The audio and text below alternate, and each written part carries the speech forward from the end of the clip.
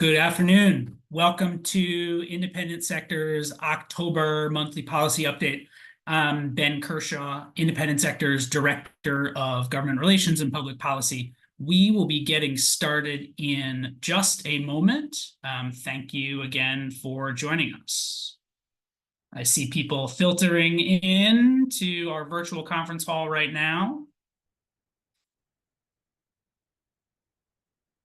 So again, I want to welcome you. And thank you for joining us today. Regular participants will know that Independent Sector typically holds these policy updates on the last Thursday of the month. And when that falls on Halloween, we just can't resist adding a little spookiness. So we hope you'll bear with some of our silly marketing puns. We will certainly prioritize any questions that are Halloween themed today. We're glad to have you with us again. I'm Ben Kershaw, I'm the Director of Public Policy and Government Relations. I'm joined today by Jessica Cameron, our trusted partner at Washington Counsel, Ernst & Young, and by Travis Swanson, my trusted partner at Independent Sector. Quick reminder that this is a webinar, so your lines are currently muted. We will pause periodically for questions. Those are best submitted through general banter is always welcome. Please email publicpolicy@independentsector.org. This webinar is generally a monthly benefit for IS members. If you're an IS member, I want to thank you. And if you're not, please stick around. And if you want to learn more about joining us next month and becoming part of this community, I hope you'll reach out to membership@independentsector.org. So before we start, I want to respectfully acknowledge I'm joining you today from Washington, D.C. It's the ancestral home of the Piscataway people who are still in the area. They're working to reclaim their land and their traditional practices. Also, many of the buildings and places we inhabit in Washington were built by enslaved people. So wherever you're joining us from today, we welcome you. There is a lot going on in the world, and sometimes it feels like not a lot going on in the world. And we're going to sort through some of that today. And there's no one better to help us start sorting through it than Jessica Cameron. So Jessica, there's a lot going on Capitol Hill, and there's also not a lot going on. Can you give us a quick snapshot of what's impacting the work of the charitable sector in Washington, D.C. right now?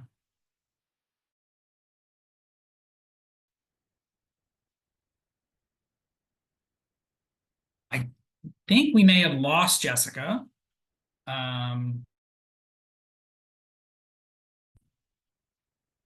So with that, I want to make sure that Jessica has a chance to rejoin us. Hey, Jessica, I think we've got you back now. I am back. Thank you so much, Ben. And thank you so much for having me, especially on Halloween. Hope you're carving out some time for the holiday. It's definitely the most fantastic time of the year. I'll stop with the puns now going forward, I promise, but had to get those in there. So I'll talk a little bit about what we're seeing in terms of the election. Obviously, that's coming up pretty soon. What we see in terms of how Ways and Means and Senate Finance, how Congress in general is looking at next year, especially with the tax bill, and kind of what that means for the charitable sector. So real quickly on the election, certainly we have an election coming up in less than a week. I can say as someone who now lives in Virginia, I'm getting bombarded by both sides of the aisle in terms of getting out for voting. I think the short answer in terms of what we're seeing is that the numbers are real close. And I didn't really need to tell any of you that to remind you, but I think it's still important. I do have a couple observations though. The first is that, I think there's an anticipation that we may not see all the final tallies for the election results by the end of the night on election night. When I was growing up, you could kind of get a sense, you could stay up on election night, watch the television and see kind of the returns come through. But we know that all states have different processes in terms of how they're counting votes. Certainly we have early voting in a lot of states, and we know that the numbers will be close. So there will be a lot more scrutiny in terms of what that looks like possibly some litigation, which we've seen in the past. So maybe we don't know final numbers, but we may know kind of 3 of the pieces: Senate, House, and White House, maybe how one or all of those go, depending on what that looks like. In terms of what we see from both sides, I'll just give the observation that certainly both the Harris and Trump campaign are really looking to, undecided voters to turn out on election day. And so you see them turn to more non-traditional types of media to do that. So if you are aware, Kamala Harris was on Call Her Daddy, a very popular millennial podcast from Alex Cooper. You had Trump obviously going on the Joe Rogan show, but also serving up French fries at McDonald's. They're really doing a lot of things to try to get those types of voters, because those are going to be key for them on election day. We talk regularly with kind of the campaign arms of both the Trump, Harris, as well as the Senate and House arms of campaigns, and it's clear from all sides that it's really going to come down to a few thousand votes in a few key states and districts, and that's certainly the case we have here. So that begs the question: what will we see? What could be the final result? There's certainly the opportunity for either a full sweep of government or divided government. In terms of a full sweep, it's probably less likely in either case, but certainly possibly less likely on the D side, at least for the polling we have right now. I say that in large part because the Senate, for Democrats, are largely playing defense this year with a lot more open seats. And it looks like that Republicans may flip the Senate come election day. Now, again, we'll see. I think the numbers are really close. So that could be wrong, but definitely something to keep in mind. Maybe more likely we could see is divided government, something where you have someone in the White House, maybe a mix of something from the House and Senate. So we'll see kind of how that goes, but stay tuned and happy voting. The next thing I'll talk about is kind of appropriations, since that's kind of the more immediate issue right now as we look at the end of this year. Not a whole lot to report since Congress left to go campaign at the end of September, but a few things to keep in mind. One is that the current CR, or temporary funding patch, expires on December 20th. So when Congress gets back after election, they are slated to come back a week after November 5th, that they will have to deal with some type of funding measure to fund the rest of the year up until a certain point in time. Now, that could be full appropriations, or we could have another CR, which is maybe more likely at this point. I think the debate on how that will happen, will largely be determined, or partly be determined, by how the election turns out. So what that kind of looks like: are both sides in the same position as they were before, or are there some kind of new mix coming into to the picture? You could certainly see a scenario where, if the House, for example, flips, that Democrats would want to have a longer running deck in terms of what that CR looks like, or funding patch, so that they can have some more time to build up a government and build up leadership positions. But again, I think we'll see how that looks, how that goes. In that conversation, I'll say is that, as a reminder, is that the debt limit, we are likely to hit that, or we are scheduled to hit that sometime next year. So Congress will not only have to deal with funding measures next year, but also a debt limit, which is typically wrapped up, or at least related to, the funding debate that we have. So let's brace yourselves for kind of what that looks like. Related to that, it begs the question of what else could happen at the year end. So for any type of appropriations bill that we typically see, whether an omnibus or something else, at the end of the year, there are often funding or tax provisions that are attached to that funding bill. We've seen this before with extenders, kind of temporary provisions, largely in the energy space, at least previously, that's gotten attached to some type of appropriations bill. Here, I think their question is, there is likely going to be, or could be, some tax provisions added, but maybe not what you expect for the end of the year. So, as you remember, there was a Smith-Wyden compromise earlier this year that ended up not getting enacted into law or being voted on in the Senate, because Senate Republicans were not happy with kind of what that bill looked like. That bill included changes to the child tax credit, as well as some low-income housing provisions. I think those are the two that are kind of most important, or most watched by the charitable sector. And so A question we get often is whether those provisions may get into a bill. I think what's likely or more likely is that we'll see things not so much in the Smith-Wyden bill, with the exception of possibly a Taiwan bill that was up for debate in Smith-Wyden. It's not a tax treaty, but it deals with double taxation between the U.S. and Taiwan. Excuse me. That's been something that's widely been bipartisan and likely to get in. So things kind of a smaller nature, not so much of kind of extending provisions of 2025. Those types of issues will more likely be dealt with next year. In terms of tax, I think there's kind of two things: what other areas that Congress has been working on, as well as what next year looks like. And I'll just say, from the charitable perspective, certainly we've seen a lot of activity from Chairman Smith this year in terms of looking at charities, and particularly looking at kind of anti-Semitism with regards to colleges and universities, as well as charitable organizations. So I'll note that there were a number of letters he sent out to a few state attorney generals earlier this week, asking them to investigate certain charitable organizations. I think the key point here is that those letters, happy to send those around if anyone would like to look at them, but certainly are focused on a few organizations rather than the charitable sector as a whole, which I think is a positive, at least in that kind of light. But stay tuned. I think we'll see more efforts on this within both the charitable sector and in higher ed coming forward, either this year or next year. Finally, what I'll talk about is how are members preparing for 2025? And we've talked a little bit about this in previous sessions, but certainly we see both sides trying to prepare, understand, and educate their members and staff in terms of what's ahead in 2025 and what provisions are likely or will expire at the end of next year in case nothing is done, and what other new policy provisions may be included.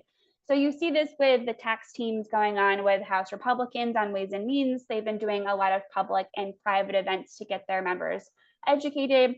Also seeing internal policy groups happening right now in Senate Finance. Both of those efforts are largely Republican, or they are only Republican efforts. On the Democratic side, you also see education efforts, but there are more internal, more private, of folks just trying to get up to speed, committee staff trying to understand what the landscape looks like and what's possible. As a reminder, next year will be a pivotal year for tax because it's a lot of provisions, particularly on the individual side, that expire. And we see that both sides are really not in a position to let those completely expire.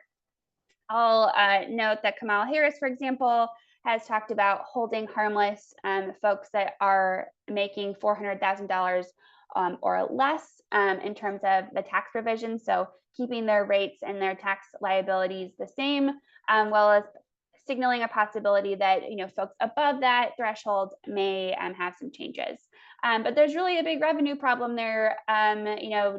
Any way that you slice it, we're looking at about $4 trillion in tax cuts that may expire, a little over $3 trillion on the individual side, and a little less than $1 trillion on the corporate side. So very individual heavy, something that folks are really concerned at. Last thing I'll just say is that, certainly in terms of the Ways and Means and Senate Finance makeups, those will largely be determined or will be determined by what happens in the election. And as I said previously, the elections are super tight. But certainly we have some indications of who may come on board depending on who takes over. At least on the Democratic side for Ways and Means, there are a number of members that got kicked off when Republicans took over in the House of Representatives, and it's likely that a lot of those members will be kind of the first on deck to move over. Stacey Plaskett from the Virgin Islands is one example. So that's kind of where we see for Democrats. In terms of Republicans on that side, Rudy Yackham, as well as a number of other members, have been discussed. Again, though, I think the lists are always much longer than who is available or what spots are opening, even with retirements. And finally, on Senate Finance, I'll just say that we see Mitch McConnell is obviously retiring and will no longer be the Republican leader in the Senate. He typically had a particular way a process in which he determined who would get on. So it'll beg the question of what that looks like and who will be on that spot. Certainly we see John Thune and John Cornyn. John Cornyn's from Texas, John Thune from South Dakota as possible contenders, and also possibly Steve Daines potentially in the mix, depending on if Trump is in the White House. So I'll stop there. Certainly a lot to look forward to. And I should note, I think we'll see in terms of policy, the first couple weeks of the new year are when governments get set up, whether in the White House or in the House and Senate. And so you'll see more in terms of leadership elections, committee assignments. The real work really won't get done until the end of Q1, in my opinion, or at least a little bit later than that. So we'll see what happens. Thank you, Jessica.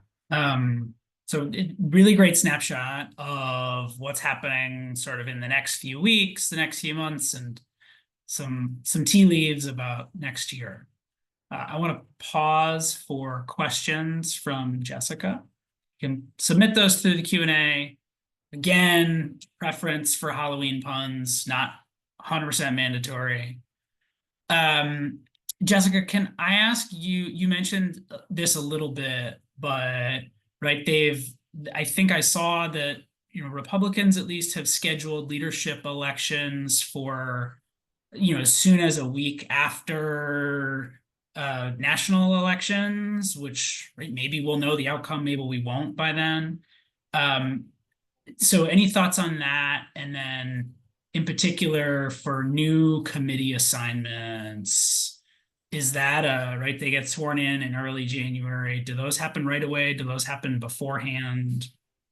Yeah, that's a great question. Thanks, Ben. So in terms of leadership elections, we saw House Republicans put out some statements, specifically Speaker Johnson, in terms of a timeline for leadership elections.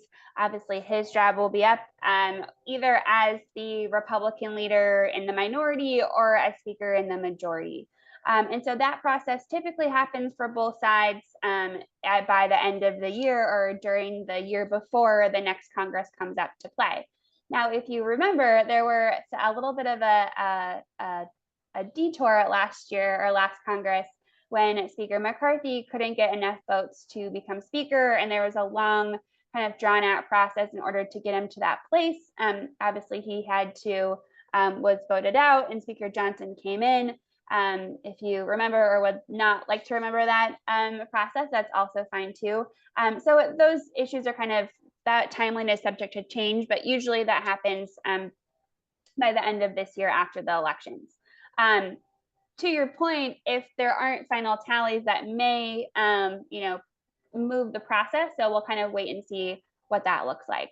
Then after leadership elections are done with, the way that committee assignments are done, first with kind of committee leads, is that there's a steering committee that decides those issues. And the steering committee is in part made up of folks on leadership, hence why you have to have the leadership elections first. So we'll see that. And then later, usually early on in the new year is when you see committee assignments in the House. All this to say for the Senate, they're typically a little bit later on. They typically delay this process a bit, or it's typically a little bit after the House. So you see that later on, at least in the new year, typically. Thank you. Unfortunately, no bills for us to get past that first week in January, right? Still a lot of caucus meetings and cocktail parties. Definitely.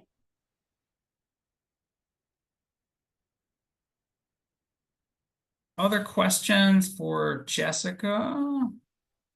Yeah, there was a great question in terms of the comments that House Republicans have received on the Ways and Means tax teams. My understanding right now is that we've asked Ways and Means this. They plan to keep those comments private, so they will not be public, at least not at this time. But they are certainly collecting, categorizing, and trying to put them in a good place in terms of where organizations are. And they've taken that role really seriously in terms of the comments they've gotten, both in terms of official letters and written materials that have been sent in through the portals, as well as meetings that they've had. I can also say that individual members on Ways and Means least on the Republican side, have been doing a lot in terms of categorizing what their key constituents and key organizations in their districts, what those are, and each member has kind of a different, or each staffer has a different perspective on how to do that. But certainly taking a look at those, and those comments are being taken very seriously. And it seemed to us like some of the teams might be releasing some written proposals presumably after the election. Yeah, definitely. I think there was no clear directive in terms of the tax teams of what a final work product, if at all, needed to be put out. If folks remember from 2017, there were kind of working groups put together to talk about different areas of tax reform. And there, at least, there was a directive of having kind of a final set of policy recommendations, a way to go forward on their particular issues or areas. For the tax teams, they're seen as a little bit more informal, in part because we're looking at the year before. So no directive in terms of, here's what the findings were and here's what how we would like to do it. I think the leads of each tax team have been very open about, we're really just trying to educate members as opposed to come up with solutions. Some tax teams have indicated that they might, by the end of the year, put something out to talk about kind of what they've learned and what that looks like. But again, no kind of hard finding, here's what we're going to go next year. And I think that's in part because the election is so uncertain. There's kind of a question of whether Republicans will still be in power in the House or not. Thank you. And thank you for the question. So I want to turn now to Travis Swanson and our team, who has updates on a number of other key issues impacting the charitable sector and the work we all do. So Travis, I want to turn it over to you. Thank you, Ben, and really excited to be here today to see everyone. I guess I can't see everyone, but to hear your questions and hear what Ben and Jessica have to say. As Ben said, my name is Travis Swanson. I'm with Independent Sector. I'm sure I've met most of you by this point since I've done this call a few times now.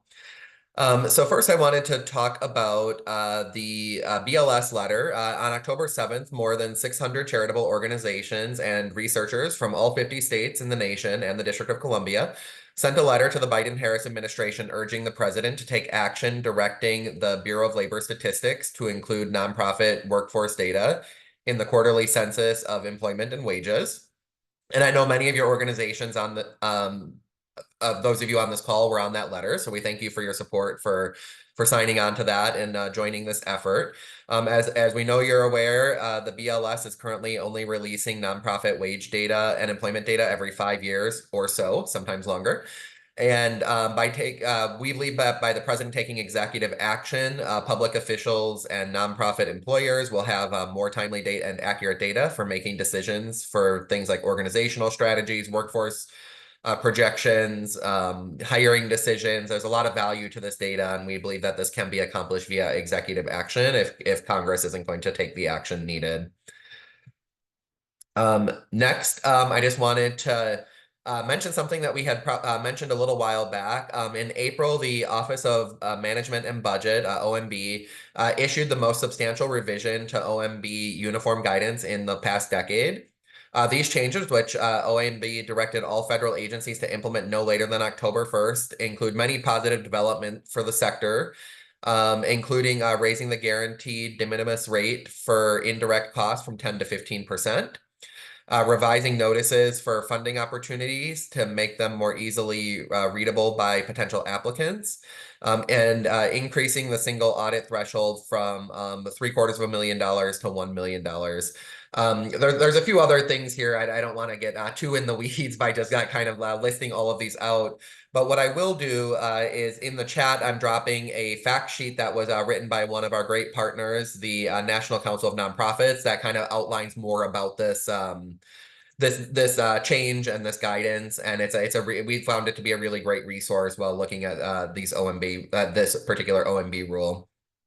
And then lastly, I just wanted to talk about the Public Service Loan Forgiveness Program, or PSLF, which I'm sure you're all familiar with. The PSLF program has existed since 2007 and will discharge a person's student loans after they make 120 payments over 120 months while working for a qualifying employer, which includes several different entities, including the nonprofit sector.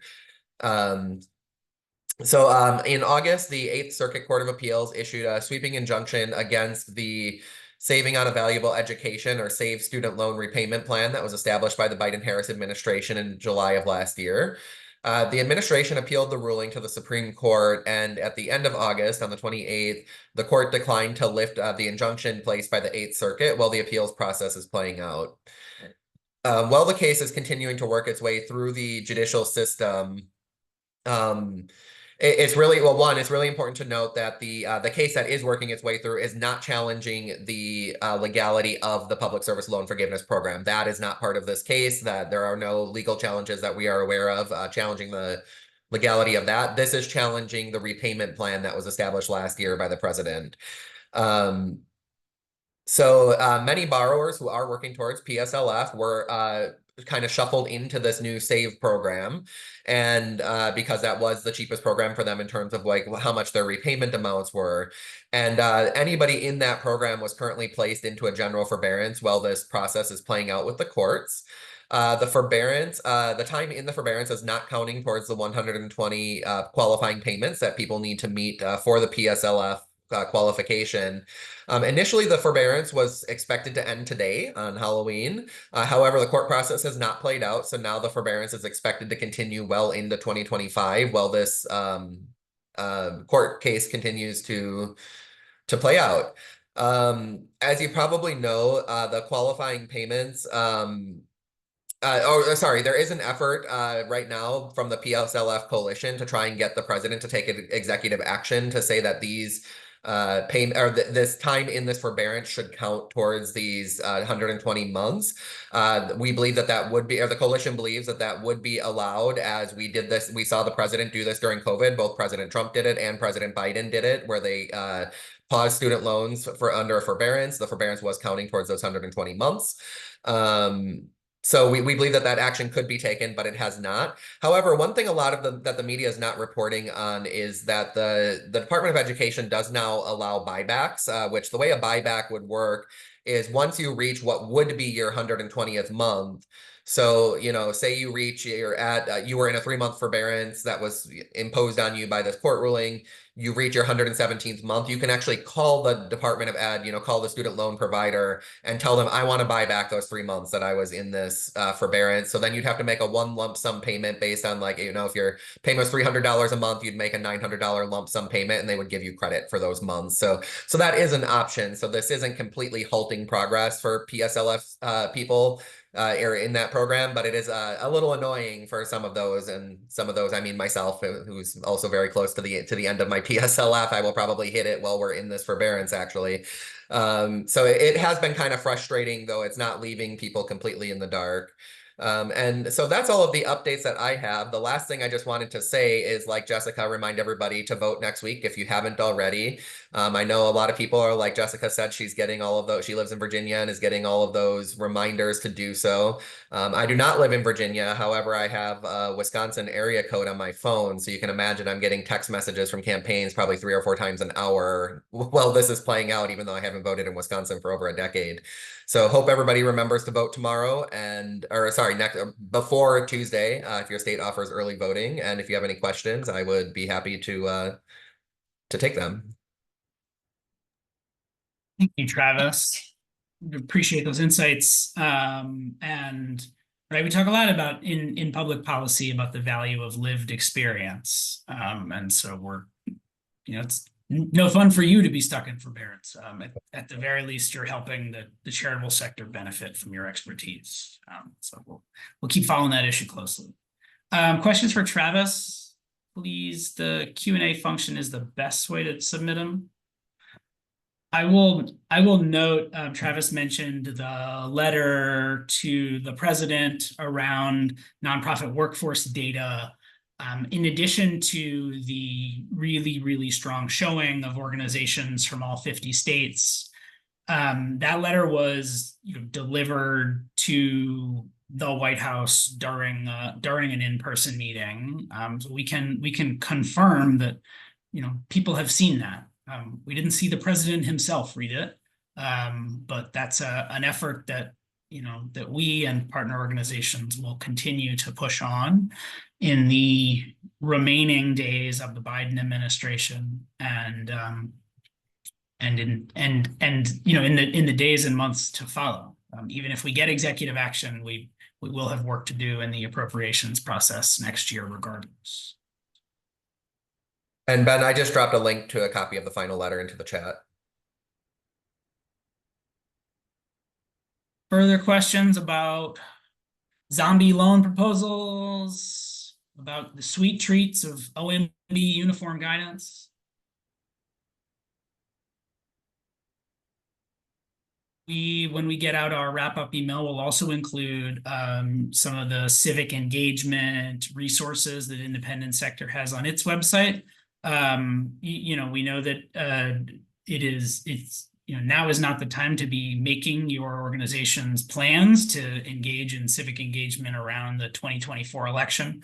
But a lot of those resources are evergreen and would, there's no better time than now to dig in on that stuff. So again, thank you, Travis. Thank you, Jessica. Thank you all for the work you do. Thanks for standing shoulder to shoulder with us. And we hope everyone gets a lot of candy tonight, and we'll talk to you soon.